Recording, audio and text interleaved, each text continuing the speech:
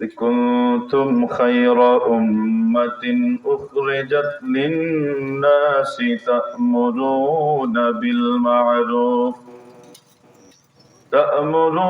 بالمعروف وتنهون عن المنكر وتؤمنون بالله আমার আল্লাহ বলেন তোমরা হলে খায়রা উম্মত, মানে উম্মত জাতির মধ্যে যত উম্মত যুগে যুগে যত নবীরা এসেছেন প্রত্যেক নবীর উম্মত ছিল, অর্থাৎ নবীরা আল্লাহর পক্ষ থেকে রিসালাতের বাণী নিয়ে এসেছেন, আল্লাহর দূত হিসাবে পৃথিবীর জমিনে আগমন করেছেন।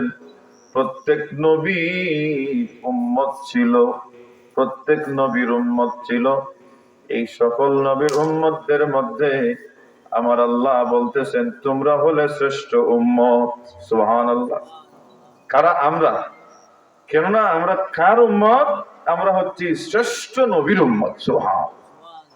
শ্রেষ্ঠ নবীর উম্মত হওয়ার কারণে আমার আল্লাহ বলেন তোমরাও শ্রেষ্ঠ নবীর উম্মত হওয়ার কারণে উম্মতের দিক থেকে তোমরা শ্রেষ্ঠ। সুবহানাল্লাহ। শ্রেষ্ঠ। আল্লাহ মানুষদের মধ্য হইতে আমাদেরকে শ্রেষ্ঠ হিসেবে নির্বাচন করেছেন, বের করেছেন। কারণ কি? কোন কারণে আমরা অন্যান্য নবীদের চাইতে শ্রেষ্ঠ? আমার আল্লাহ বলেন এই জন্যে তোমরা অন্যান্য নবীর উম্মতের চাইতে শ্রেষ্ঠ। অন্যান্য নবীর উম্মতের চাইতে আখিরি জামানার নবীর উম্মত হিসাবে তোমরা শ্রেষ্ঠ।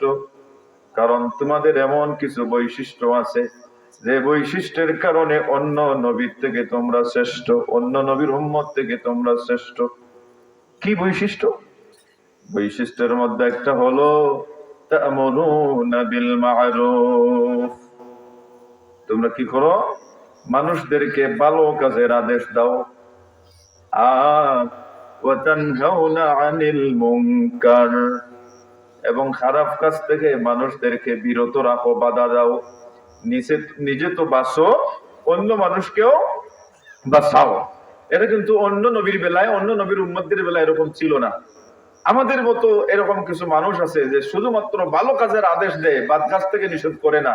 কারণ বাদ কাজ থেকে নিষেধ করলেই যারা বাদ কাজ করতেছে তাদের কাছে সে বাদ হয়ে যাবে, তাদের কাছে খারাপ হয়ে যাবে বলে সে যেন সবার কাছে ভালো থাকতে পারে, সবার কাছে যেন ভালো সাজতে পারে, সবার মধ্যে যেন সে ভালো হতে পারে, সেই জন্য মানুষদেরকে ভালো কাজের আদেশ দেয়, ঠিক খারাপ কাজ থেকে নিষেধ করে না। এরা আসলে খায়ের উম্মত নয়, এরা আসলে উত্তম মানুষ নয়, এরা মুনাফিক। এরা কি? মুনাফিক। কারণ মুনাফিক ছাড়া সবার কাছে ভালো হওয়া যায় না। কারণ ইমানদার যে তার ভালো থাকবে, খারাপও থাকবে, তার দুষ্ট থাকবে, দুশ্মনও থাকবে। ইমানদার আর ইমানদার কি করে? সে ভালো কাজের আদেশ দেয়, খারাপ কাজ থেকে মানুষদেরকে নিষেধ করে। এই জন্য আমার আল্লাহ বলেন মানুষ জাতির মধ্যে তোমরা হলে শ্রেষ্ঠ জাতি। কেননা তোমাদের এমন বৈশিষ্ট্য যে বৈশিষ্ট্যটা অন্য উম্মতের ছিল না। কারণ তোমাদের বৈশিষ্ট্য হলো তোমরা মানুষদেরকে ভালো কাজের আদেশ দাও, খারাপ কাজ থেকে মানুষদেরকে নিষেধ করো। আর ওয়াতুমিনুনা বিল্লাহ, আর তোমরা আল্লাহর প্রতি বিশ্বাস করো। আয়াতের ব্যাখ্যার মধ্যে এনেছেন আন্নাহুম খায়রুল উমাম, কেননা তারা হলো সমস্ত মানব জাতির মধ্যে সবচেয়ে শ্রেষ্ঠ জাত। কারা? উম্মতে মুহাম্মাদি। তার কারণ কি? ও আনফাউন নাস লিন্নাস, কেননা তাদের মধ্য হইতে একদল মানুষ তারা আরেক দল মানুষের উপকার করে। কি উপকার করে? যে আল্লাহ রসুল বলতেছেন এই কথা বলে এই আয়াত তিলাওয়াত করা হয়েছে যে তা'মুরুনা বিল মা'রুফি ওয়া তানহাউনা আনিল মুনকার। তারা মানুষদেরকে ভালো কাজের আদেশ দেয় আর খারাপ কাজ থেকে বিরত রাখে। কারণ ভালো কাজের আদেশ দেওয়া এটাও কিন্তু এটা ভালো কাজ, এটা উত্তম কাজ, যে সে ভালো হয়েছে আরেকজনকে ভালো বানাইতে চায়। আবার খারাপ কাজ থেকে নিষেধ করে, এটাও কিন্তু মানুষের উপকারের কাজ। আর নিজে খারাপ কাজ থেকে বেঁচেছে, নিজে খারাপ কাজ থেকে বাঁচার পরে আরেকজন মানুষকে খারাপ কাজ থেকে বাঁচাতে চায়, যেন ওই মানুষটা খারাপ কাজ করে যেন জাহান্নামী না হয়। সুবহানাল্লাহ। ওই মানুষটা খারাপ কাজ করে যেন ক্ষতির সম্মুখীন না হয়, সেই জন্য সে তার জন্য যতটুকু ভালো কামনা করে অন্য মানুষের জন্য ভালো কামনা করে বলে এই মানুষটা অন্য মানুষের চাইতে উত্তম। সুবহানাল্লাহ। এই উম্মতটা অন্য উম্মতের চাইতে উত্তম উম্মত। এই জন্য আল্লাহ বলেছেন তোমরা হচ্ছ কি খায়ের উম্মত। সুবহানাল্লাহ। হাজিরিন কেরাম, সামিন আযম, এই আয়াত খানা যখন নাজিল হলো, নাজিল হওয়ার পরে একদিন আল্লাহ রসুল মিম্বরের উপর দাঁড়াইয়া মিম্বরের উপর আরোহণ করে আমার রসুল বলতেছেন, তা'মুরুনা কুনতুম খায়রা উম্মাতিন কুনতুম খায়রা উম্মাতিন উখরিজাত লিন-নাসি তা'মুরুনা বিল মা'রুফি ওয়া তানহাউনা 'আনিল মুনকারি ওয়া তু'মিনুনা বিল্লাহ।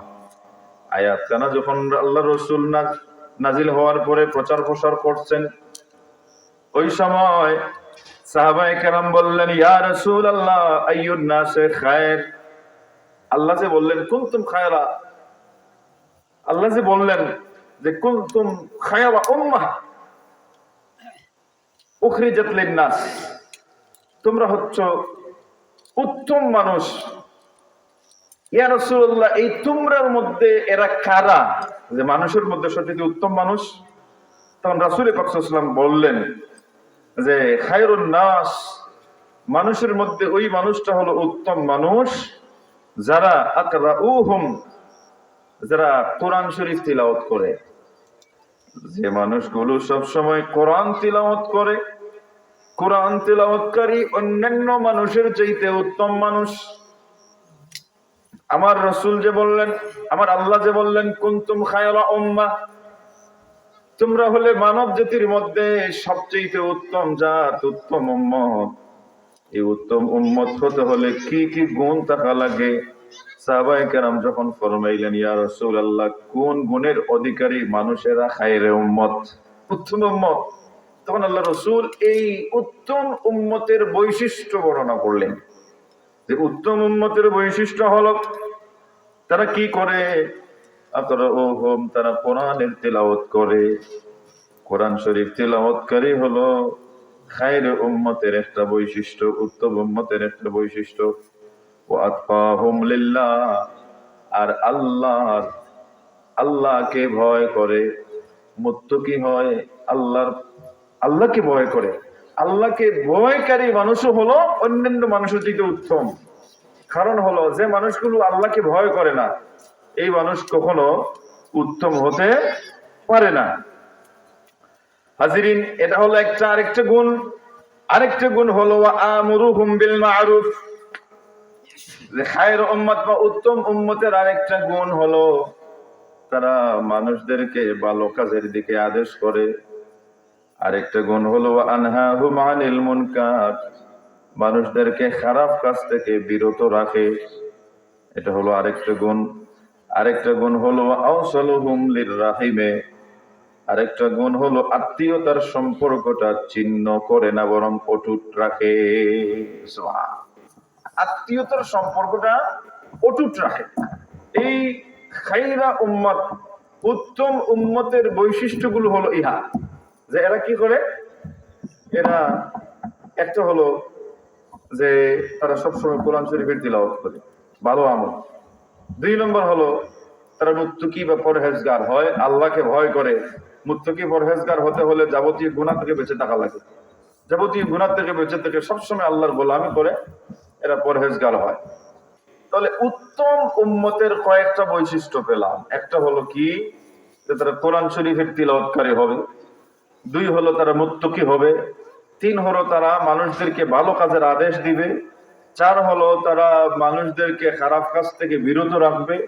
5 হলো তারা আত্মীয়তার সম্পর্কটা অটুট রাখবে, এটা ছিন্ন করবে না, এটা সম্পর্কটা আরো বাড়াবে যেভাবে হোক।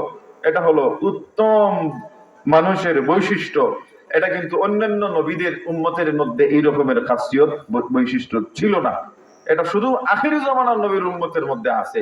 যাদের মধ্যে এই বৈশিষ্ট্যগুলো আছে তারাই হচ্ছে খায়রে উম্মত, উত্তম জাতি, উত্তম উম্মত।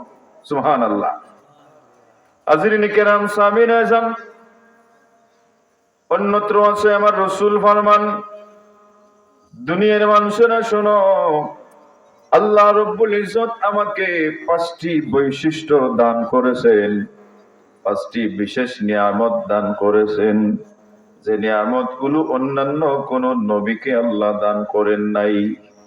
সেই নিয়ামতের মধ্যে একটা নিয়ামত হলো নুসিরতু বির-রু'বে মাসিরাতা শাহরিন।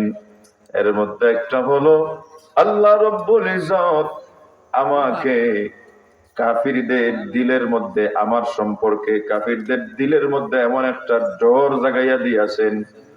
1 মাসের দূরত্ব সব জায়গা, অর্থাৎ কাফিররা যদি আমার থেকে এত দূরে থাকে যে তাদের সাক্ষাৎ নিতে 1 মাস সময় লাগবে, এত দূরে থাকা অবস্থায় যদি তারা শুনে যে রাসূলুল্লাহ আসতেছেন কাফেলা নিয়া, অথচ তারা অস্ত্রে শস্ত্রে সজ্জিত, অথচ তারা বিরাট যোদ্ধা নিয়ে সজ্জিত, এমত অবস্থায় জানে যদি যে রাসূল আসতেছেন, তারপরেও তাদের দিলের মধ্যে একটা কম্পন সৃষ্টি হয়ে যায়। সুবহানাল্লাহ, কম্পন সৃষ্টি হয়ে যায়।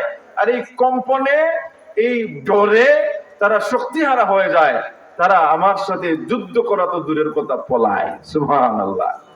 এই ধরনের সুযোগ সুবিধা অন্য কোন নবী রাসূলকে আল্লাহ দেন নাই, যেটা আমাকে দিয়েছে। সুবহানাল্লাহ। 2 নম্বর হলো ওয়াজুইলাত লিয়াল আরদু মাসজিদাও ওয়া তাহুরা। 2 নম্বর হলো আমার আল্লাহ আমাকে, আমার উম্মতকে এমন একটা নিয়ামত দিয়েছেন, সমস্ত পৃথিবীটা আমার জন্য মসজিদ হিসাবে আল্লাহ নির্ধারণ করেছেন, এবং সমস্ত পৃথিবীর মাটিটাকে পবিত্র হাসিলকারী হিসাবে দান করেছেন। সুবহানাল্লাহ। অন্যান্য নবীর বেলায় কিন্তু এরকমের সুযোগ ছিল না। অন্যান্য নবীর বেলায়, অন্যান্য নবীর উম্মতের বেলায় এরকম ছিল, যখন নামাজের সময় হইতো, নির্দিষ্ট নামাজের জায়গা ছাড়া নামাজ পড়া যাইত না। আমার আল্লাহ আমাদেরকে এমন সুযোগ দিচ্ছেন যে এই মানুষগুলো জঞ্জালি থাকবে, এই মানুষগুলো বেফানা, এই মানুষগুলো বেশি ব্যস্ততার মধ্যে থাকবে, এমন জায়গায় সে অবস্থান করবে নামাজের সময় হইলে, নামাজের জায়গা মসজিদে যেতে যেতে নামাজের রক্ত চলে যেতে পারে। এই জন্য আল্লাহ ইহসান করেছেন, আমার আখেরি জামানার নবীর উম্মত নামাজের সময় যেই জায়গায় হবে সেই জায়গায় আদায় করে নিলে আমি আল্লাহ কবুল করব। সুবহানাল্লাহ। মাঠে ঘাটে জমিনের আইলে পারে সব জায়গায় নামাজ পড়তে পারে। আল্লাহ রাসূল বলেন এই সুযোগটা অন্য কোন নবীর বেলায় ছিল না, আমি নবীর খাতিরে আমাকে আমার উম্মতকে দান করেছেন। সুবহানাল্লাহ। আর ওয়া তাহুরা, আর মাটিকে আল্লাহ পবিত্রকারী হিসেবে গ্রহণ করেছেন, দান করেছেন। কারণ অন্য নবীর বেলায় এমন ছিল না যে রোগ হইলেও ওযু করা লাগবে, পানি ছোঁয়া লাগবে, পানি দ্বারা ওযু করতে হবে। কিন্তু আমাদের বেলায় আল্লাহ কি করেছেন, রুখসত করেছেন যে যদি তোমার রোগ হয়, তুমি পানি ছুঁইলে, পানি স্পর্শ করলে তোমার রোগ বেড়ে যাবে, মরে যাবে, বা রোগ বৃদ্ধি পাবে না, দরকার নাই। বরং তুমি এমত অবস্থায় আমি হালাল করে দিলাম, মাটি দ্বারা তুমি তৈমুম করে পবিত্রতা হাসিল করো। সুবহানাল্লাহ। এই সুযোগটা আল্লাহ অন্য কোন নবী রাসূলকে, রাসূলের উম্মতকে দেন নাই। হাজিরিন, আমার রাসূল বলেন আরো একটি স্পেশাল নিয়ামত আল্লাহ আমাকে দান করেছেন, ওয়া আইয়ুমা রাজুলিন মিন উম্মতি আদরাকাতহুস সালাতু ফালইউসাল্লি। এটা বললাম। আরেকটা হলো উহিল্লাত লিয়াল গানাইমু। আরেকটা নিয়ামত হলো আমার আল্লাহ আমার জন্য গনিমতের মালকে হালাল করেছেন। গনিমতের মাল কি? গনিমতের মাল হলো যেমন ইসলামের পক্ষে যারা মুসলমানরা আছে, সিপাহীরা, এবং যারা শত্রু বাহিনী, ওই 2 পক্ষের যুদ্ধে যে মাঠে হয়, এই মাঠে যুদ্ধ হওয়ার পরে শত্রু বাহিনীর যে সিপাহী বা যে মানুষটা মরে যাবে, এই মানুষটা মরে যাওয়ার পরে তার পরনের যুদ্ধাস্ত্র, তার অস্ত্র, তার মাথার মুকুট, তার ঘোড়া, তার খাবার দাবার, এই সবগুলো, অথবা যারা বয়ে তাদের অস্ত্র শস্ত্র খানিবানি রেখে যান নিয়ে পালায়, এই যে রেখে যাওয়া যে মালগুলো, এগুলো মুসলমানরা কুড়াইয়া এনে, থুকাইয়া এনে এগুলো তারা খাইতে পারে। এগুলো আল্লাহ হালাল করে দিয়েছেন, বলুন না সুবহানাল্লাহ। অন্য নবীর বেলা এটা হালাল করেন। এটা হচ্ছে গনিমতের মাল, এটা গনিমত পাওয়া গেছে, আল্লাহর নিয়ামত, এই হিসেবে এটা খাওয়া যায়। আল্লাহ রাসূল বলেন এই গনিমতের মালকে আমার জন্য, আমার উম্মতের জন্য আল্লাহ হালাল করে দিয়েছেন।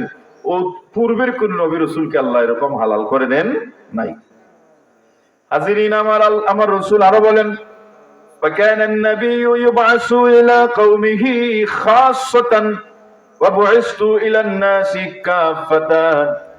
অন্যান্য নবীর বেলায় আল্লাহ আমাকে এত মর্যাদা দিয়েছেন, অন্যান্য নবী পূর্বেকার যত নবী রাসূল পৃথিবীর জমিনে আগমন করেছিলেন একটা কওমের নবী হয়ে এসেছিলেন, একটা গোত্রের নবী হয়ে এসেছিলেন, একটা এরিয়ার নবী হয়ে এসেছিলেন, এই রকমের ছিল।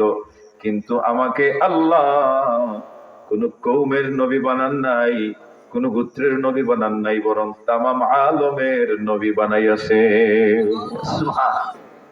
একদিন আল্লাহর রাসূল হযরত উম্মে সালমা না উম্মে মাইমুনা, উম্মে সালমা রাদিয়াল্লাহু তাআলা আনহুর ঘরে বসা, পাশে উম্মে সালমা রাদিয়াল্লাহু তাআলা আনহা দেখলেন আলী রাদিয়াল্লাহু তাআলা আনহু আসতেছেন। আল্লাহর রাসূল বললেন, দেখো সাইয়্যিদুল আরব আসতেছে। সাইয়্যিদুল, আল্লাহ রাসূল উম্মে সালমাকে বললেন, আল্লাহ রাসূলের স্ত্রীকে বললেন, দেখো ওই যে আসতেছে সাইয়্যিদুল আরব, আরবের সর্দার আসতেছে। তখন আল্লাহ রাসূলের স্ত্রী বললেন, ইয়া রাসূলুল্লাহ আনতা সাইয়্যিদুল আরব, আপনি তো সাইয়্যিদুল আরব, আরবের সর্দার, উনি কিভাবে হবেন? তখন আল্লাহ রাসূল বললেন আনা সাইয়্যিদুল আলামে হুয়া সাইয়্যিদুল আরব। এ উম্মে সালমা, আমি শুধু আরব ভূখণ্ডের সাইয়্যিদ নয়, আমি হলাম তামাম আলমের নেতা, সর্দার। সুবহানাল্লাহ। আমি তামাম আলমের সর্দার, আর আলী হলো শুধুমাত্র আরব ভূখণ্ডের সর্দার। আমাকে যদি তুমি আরব ভূখণ্ডের সর্দার বানাও তো ছোট করে ফেললা, সুতরাং আলী আরব ভূখণ্ডের সর্দার, আমি হচ্ছি তামাম আলমের সর্দার। বলুন না সুবহানাল্লাহ। এই জন্য আল্লাহ রাসূল ফরমান, অন্যান্য নবীরা এও দেখা গেছে ইতিহাস তালাশ করলে যে একসাথে দুইজন নবীও ছিলেন। মুসা আলাইহিস সালাম, হারুন আলাইহিস সালাম ছিলেন, ঠিক কিনা? আদম আলাইহিস সালাম, শীশ আলাইহিস সালাম ছিলেন। হ্যাঁ, একজনের ইন্তেকালের পরে আরেকজনের নবুয়ত প্রকাশ হয়েছে, একসাথে দুইজনের প্রকাশ হয় নাই। কিন্তু একসাথে দুই নবী ছিলেন, কিন্তু এরা এক এক কওমের এক এক সাইটের নবী ছিলেন। কিন্তু আল্লাহ রাসূল বলেন, আমাকে আল্লাহ তামাম আলমের মখলুক হিসাবে, তামাম আলমের নবী হিসাবে প্রেরণ করেছেন। বলুন না সুবহানাল্লাহ। হাজিরিন, আমার রাসূল আরো বলেন, ওয়া উতিতুশ শাফাআ, আর আল্লাহ রব্বুল ইজ্জত আমাকে শাফাআত দান করেছেন। ইতিপূর্বে কোন নবীকে শাফাআত দেন নাই, কারণ কিয়ামতের ময়দানে নবীরা তো শাফাআত করবেন ঠিক, কিন্তু প্রথমে শাফাআতে কুবরা করতে পারবেন না। আমার রাসূলই সর্বপ্রথম শাফাআতে কুবরা করবেন, এরপরে শাফাআতে সুগরা আরম্ভ হবে। শাফাআতে কুবরা হলো হাসরের মাঠে বিচার কার্য শুরু করা, আর এরপরে সুপারিশ করে বিচার কার্যটা শুরু করা। আর এরপরে যখন মানুষ জান্নাতি হবে, তখন জান্নাতিরা সুপারিশ করতে পারবে। সে নিজে জান্নাতি না হওয়ার আগ পর্যন্ত তো সুপারিশ করতে পারবে না। একজন মানুষ আলিম হলেও আগে তাকে কি করতে হবে? আল্লাহর কাছ থেকে ছুটতে হবে, আল্লাহর কাছ থেকে বাঁচতে হবে, বাঁচার পরে না সুপারিশ করবে। এইরকম প্রত্যেক নবী রাসূল তারা জবাবদিহিতার ভয়ে ইয়া নফসি নফসি করতে থাকবেন। ইল্লা আমাদের নবী, একমাত্র আমাদের নবী ছাড়া আমাদের নবী বলবেন, ইয়া হাবিলি উম্মতি উম্মতি। সুবহানাল্লাহ। মাঠে নিজের চিন্তা করবেন না, কারণ আল্লাহর রাসূলকে তো আল্লাহ স্পেশাল পাওয়ার দিয়ে দিয়েছেন, মাফ করে দিয়ে দিয়েছেন। এই জন্য হাজিরিনে কেরাম, সামিনে আযম, আল্লাহর রাসূল, তাহলে বোঝা গেল আখিরি জামানার নবীর উম্মত হওয়ার কারণে আল্লাহ আমাদেরকে এমন দিয়েছেন, এমন একটা নিয়ামত দিয়েছেন যে সমস্ত পৃথিবীটা আমাদের জন্য মসজিদ বানাইয়া দিয়েছেন। এই জন্য মসজিদে যেতে পারতেছি না এটা বলে নামাজ তরক করলে হবে না। জমিনের যেই জায়গায় নামাজের সময় হবে সেই জায়গায় নামাজটা আদায় করাটা হলো ফরজ। ওয়াক্তের ভিতরে নামাজটা আদায় করাটা কি ফরজ, আদায় করে নিতে হবে। এটা হচ্ছে উম্মতে খায়রে উম্মত, শ্রেষ্ঠ উম্মতের একটা বৈশিষ্ট্য, যে এরা নামাজের সময় হলেই যথাসময়ে নামাজটা আদায় করে নেয়। হাজিরিনে কেরাম, সামিন আযম, আমার আল্লাহ আরো বলেন যে আখিরি জামানার নবীর খাতিরে আমাদের মর্যাদা যে আরো বেড়েছে।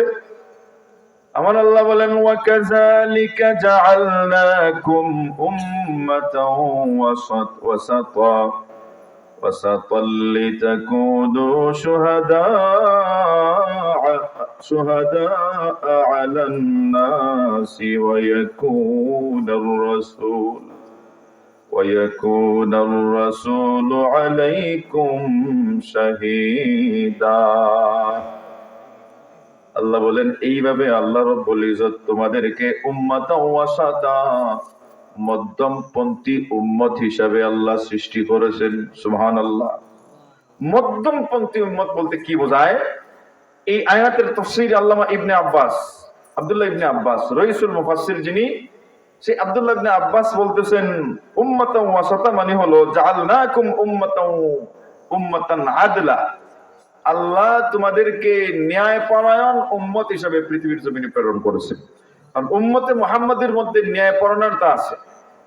এরা সত্যিকারের রাসূলের উম্মত, যারা সত্যিকারের আল্লাহর বান্দা, যারা তাদের মধ্যে কোনো স্বজনপ্রীতি নাই, তারা বিচার আচারের ক্ষেত্রে সর্বক্ষেত্রে তারা ন্যায়পরায়ণতা অবলম্বন করে, এরা হচ্ছে উম্মত ওয়াসাতা।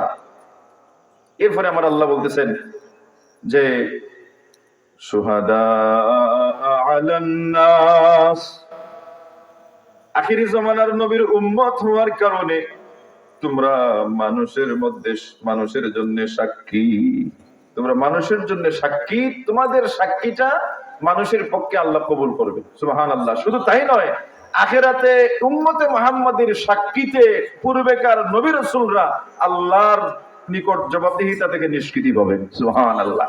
এমন মর্যাদা আল্লাহ রাসূলুল্লাহর খাতিরে আখিরি জামানার উম্মত হওয়ার কারণে আল্লাহ আমাদেরকে দান করেছেন। এই জন্য আমাদের ইজ্জত আমরা রক্ষা করতে হবে। আমরা ইজ্জতওয়ালা হইয়া যদি বেইজ্জতি কাজ করি, এত বড় সম্মান ইজ্জত পাওয়ার পরে যদি আল্লাহর নাফরমানি কাজ করি, তাহলে তো আমার এই সম্মান ইজ্জত দুনিয়ায়ও নষ্ট হবে, আখিরাতেও নষ্ট হবে। আমি কি অন্যের সুপারিশ করব বা অন্যের সাক্ষী দিব? আমার জান বাঁচানো ইয়া নফসি নফসি হবে, ঠিক কিনা? আমার জান বাঁচানোটাই মুশকিল হবে। এই জন্য হাজিরিন, আমরা হলাম মানুষের সাক্ষী। আমরা যে সাক্ষী দেব, এই সাক্ষীটা আল্লাহ রাব্বুল ইজ্জত কবুল করবেন।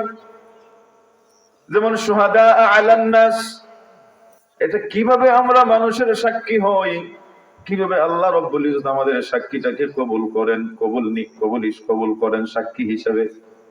একদিন আল্লাহ রাসূল মসজিদে নববীর বারান্দার মধ্যে বসা, সাহাবায়ে কেরামরাও বসা, সাথে ওমর রাদিয়াল্লাহু তাআলা আনহু বসা। এমত অবস্থায় দেখা গেল আল্লাহ রসুলের পাশ দিয়া একটা লাশ নিয়ে যাওয়া হচ্ছে। একটা লাশ যাচ্ছে, আর লাশের সাথে সাথে কিছু মানুষ যাচ্ছে।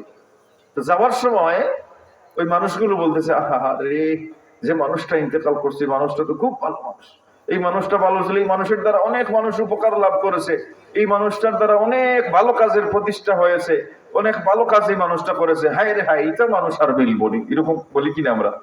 এইরকম বলে বলে মানুষ যাচ্ছে, অর্থাৎ আফসোস করতেছে এই মানুষটা যে ভালো ছিল। ওই সব মানুষগুলো সাক্ষী দিতেছে। আল্লাহ রাসূল এই কথাগুলো শুনে বললেন ওয়াজাবাত ওয়াজাবাত ওয়াজাবাত, তিনবার বললেন ওয়াজিব হয়ে গেছে, ওয়াজিব হয়ে গেছে, ওয়াজিব হয়ে গেছে। এটা বলার পরে এটা বললেন, সাহাবায়ে কেরাম কিছু বললেন না, শুধু আল্লাহ রাসূল বলতেন ওয়াজাবাত মানে ওয়াজিব হয়ে গেছে, ওয়াজিব হয়ে গেছে। কি ওয়াজিব হয়ে গেছে এটা বললেন না, সাহাবায়ে কেরামও জানতে চাইলেন না। হয়তো অন্য কোনো আলোচনায় ছিলেন। কিছুক্ষণ পর দেখা গেল আল্লাহ রাসূল বসা অবস্থায়, কিছুক্ষণ পর দেখা গেল আরেকটা লাশ নিয়ে যাওয়া হচ্ছে।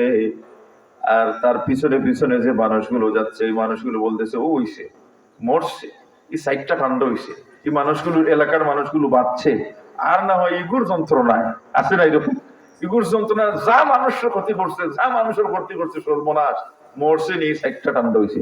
এরকম হয় কিনা? এরকম দুষ্কৃতিকারী আল্লাহর নাফরমান আছে না নাই? যে মানুষগুলোর ডরে ভয়ে তাকে সালাম দিতে হয়, চেয়ার দিতে হয়, আছে না নাই? এই রকমের মানুষ মারা যাওয়ার পরে মানুষ তো আল্লাহর কাছে দোয়া করবে, আল্লাহর কাছে শুকরিয়া আদায় করবে যে মরছে, এই সাইডটান হইছে। তো দেখা গেল আল্লাহ রাসূল শুনতেছেন, সাহাবায়ে কেরামও শুনতেছেন, ওই মানুষটার দুর্নাম, এবং মানুষ বলতেছে যে মরতে ভালো, এই মানুষটার ও বাদ আমল ছিল, এই মানুষটার কারণে খারাপ কাজ সংঘটিত হয়েছে, এই মানুষটার কারণে ও মানুষটার ক্ষতি হয়েছে, আল্লাহ মরছে আর এরকমের ক্ষতি হচ্ছে। এইরকম বলে বলে যখন যাচ্ছে, আমার রাসূল শুনলেন আমার রাসূল শুনে বললেন ওয়াজাবাত ওয়াজাবাত ওয়াজাবাত, তিনবার বললেন যে তার ওয়াজিব হয়ে গেছে, ওয়াজিব হয়ে গেছে। এই জানাজাটা চলে যাওয়ার পরে হযরতে ওমর রাদিয়াল্লাহু তাআলা আনহু সাহাবায়ে কেরামদের মধ্যে কে আল্লাহর রাসূলকে জিজ্ঞেস করবেন যে কে কি ইয়া রাসূলুল্লাহ কি ওয়াজিব হয়ে গেছে, কি ওয়াজিব হয়ে গেছে, শুধু বললেন। আগেরটাও বললেন ওয়াজিব হয়ে গেছে, শেষেরটাও বললেন ওয়াজিব হয়ে গেছে। সুনাম তার গুণ বর্ণনা শুনেও বললেন ওয়াজিব হয়ে গেছে, আবার দুর্নাম বর্ণনা শুনেও আপনি বললেন ওয়াজিব হয়ে গেছে। কি ওয়াজিব হয়ে গেছে? তখন আল্লাহ রাসূল বললেন, শোনো, মান আসনাইতুম আলাইহি খায়রান ওয়াজাবাত লাহুল জান্নাহ।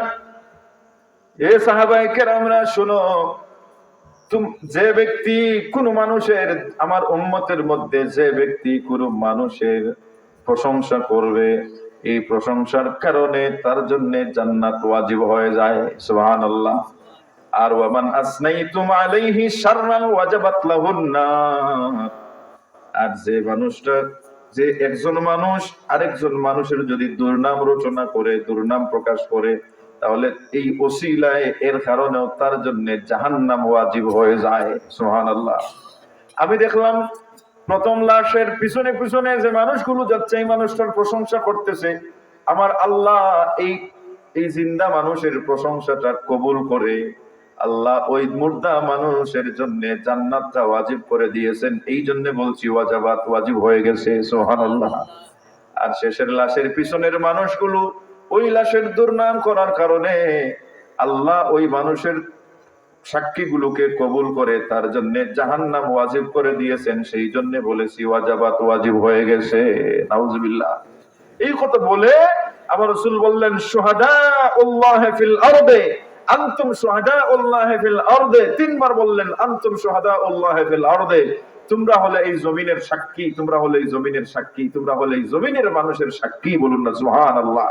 তোমরা এই জমিনে যে সাক্ষী দিবে, আখিরি জামানার নবীর উম্মত হওয়ার কারণে, এই মর্যাদাবান হওয়ার কারণে, আখিরি জামানার নবীর উম্মতের মর্যাদাবান্বিত হওয়ার কারণে তোমাদের সাক্ষীটাকে আল্লাহ কবুল করে এই হিসেবে ফয়সালা দান করবেন। এই জন্য অন্যত্র এসেছে আমার রাসূল বলেন, লা তাসুব্বুল আমওয়াত। কোন মানুষ যখন মৃত্যুবরণ করে, মৃত্যুবরণ করার পরে তোমরা তার দুর্নাম করবে না, দুর্নাম করবে না। কারণ তোমরা তো সাক্ষী।